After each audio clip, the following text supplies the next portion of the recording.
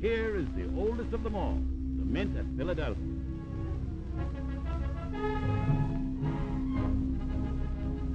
A far cry from the original structure, this modern, well-protected building affords the inside story on a real money-making proposition.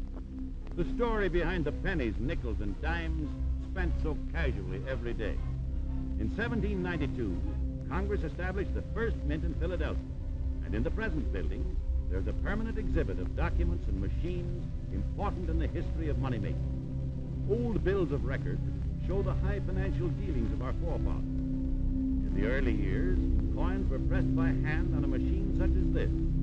Considering the tools they used, the quality and number of coins which the early mint turned out is truly remarkable. These scales were used to check the weight of metals in the 1800s, and it is a tribute to their maker that they are still accurate enough to be used today. Women control the nation's purse strings, so it is fitting that the making of coins is under the supervision of a woman, Mrs. Nellie Taylor Rock, director of the Mint and custodian of our vast gold and silver store. Next time you reach into your pocket for a nickel to make a phone call, stop a moment to think of the hours of work that went to produce that single coin. Various designs were submitted, one finally approved and sent to the engraving department of the Mint. Here, an artist is putting the lettering and finishing touches on the original clay model of a medal bearing the likeness of President Franklin D. Roosevelt. From the clay, a plaster model is molded and finished by hand. And in turn, this is used to make a hard metal form from which the finished medal is reproduced in bronze. A transfer engraving machine reduces the original to a small die from which commemorative medals can be struck off. Beginning with George Washington, it has been the custom of the Mint to strike off medals bearing the likenesses of our presidents. And these handsome medallions may be purchased from the Philadelphia Mint.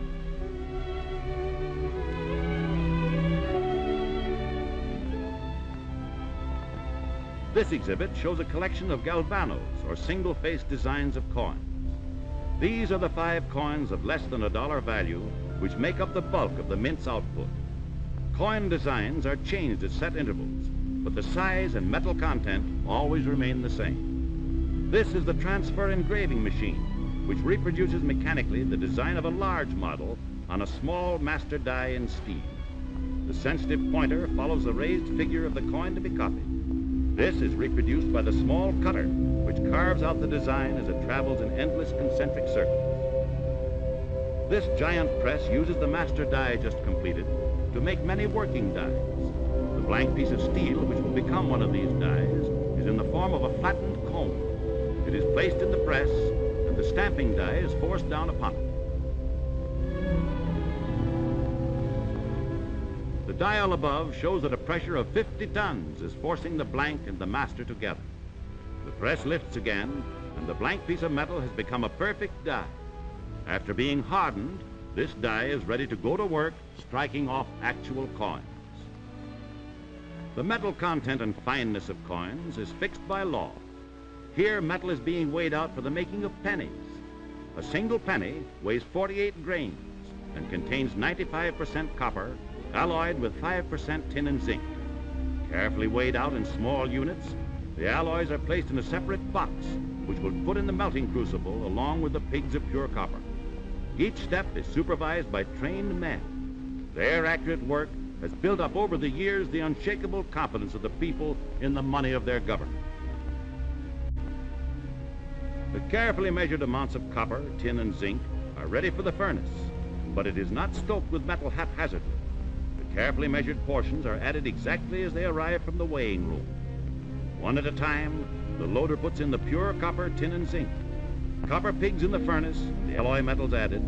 The door to the furnace is closed, leaving only a small hole for observation during the melting and later for pouring out the molten metal.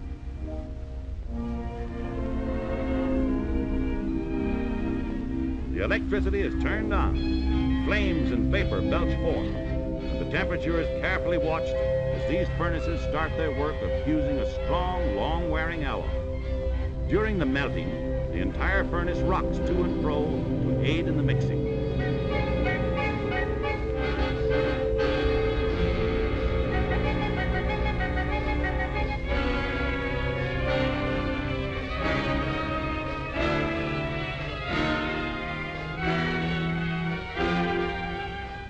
The employees of the mint maintain a constant check on the coins they make, keeping them of uniformly high standard.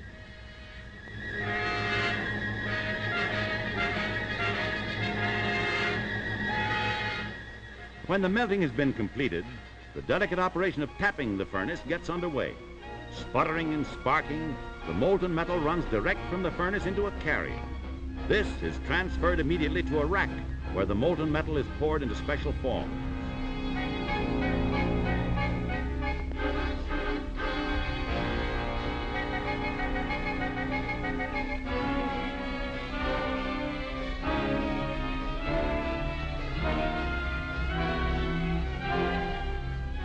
These molds form ingots of copper alloy 20 inches long. The metal quickly becomes solid, and a workman breaks the form from around the ingot and gives it a steaming bath in a chemical solution. These ingots come from the bath, dull and rough finished. They are not ready for the punch presses yet. The thick slabs must pass between these powerful rolls 22 times. From a dull ingot 20 inches long, these operations produce a gleaming ribbon over 35 feet long. After preliminary rolling, the strips pass to the finishing mill, and the heavy slabs have become the microscopically exact thickness for a coin.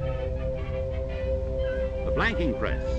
Here blank coins are cut out of the strips as easily as a housewife cuts out cookies from batter.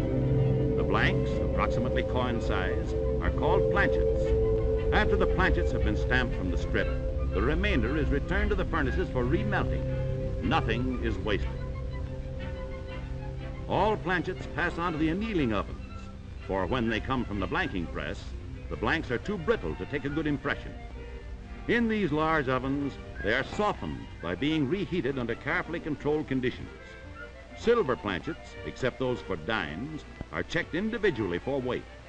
Then the planchets go to the tumbling barrels, where they are violently swirled around in a solution of warm water containing cream of tartar and soap bark. Cream of tartar has been found to be the most effective buffer for planchets. It does its work smoothly, leaving the blanks with a gleaming polish after they have been turned at high speed in these tumbling baths. With no more ceremony than a concrete mixer disgorging a load of cement, these barrels pour out their load of burnished metal, a brilliant cascade of shimmering copper. Now the blanks are ready for the last operation, the one which will turn them into money. Here is a bank of stamping presses in the Philadelphia Mint. They are capable of turning out over 4 million coins in a 24-hour day. What a contrast with those early hand presses, which managed to furnish the original states of our young country with less than half that number in 2 years. Here, greatly slowed down, is the stamping press at work. A collar holds the blank in place. The mighty jaws close, and a single operation stamps both sides and reads the edge. The finished coins fall from the bottom of the press into boxes, ready for final inspection. Ever on the watch for a defective coin, these girls make an expert check of all metal money. This extreme care acts as one protection against counterfeits.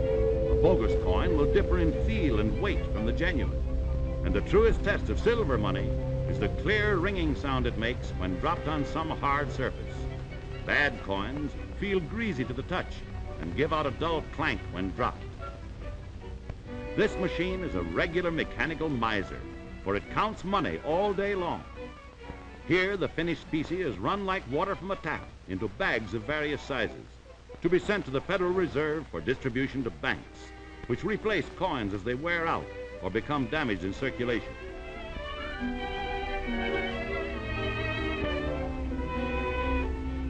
Each bulging bag contains $50 in gleaming new nickels, 1,000 profiles of Thomas Jefferson, which will buy 1,000 cups of coffee or 5,000 sticks of gum. Pennies, nickels, dimes.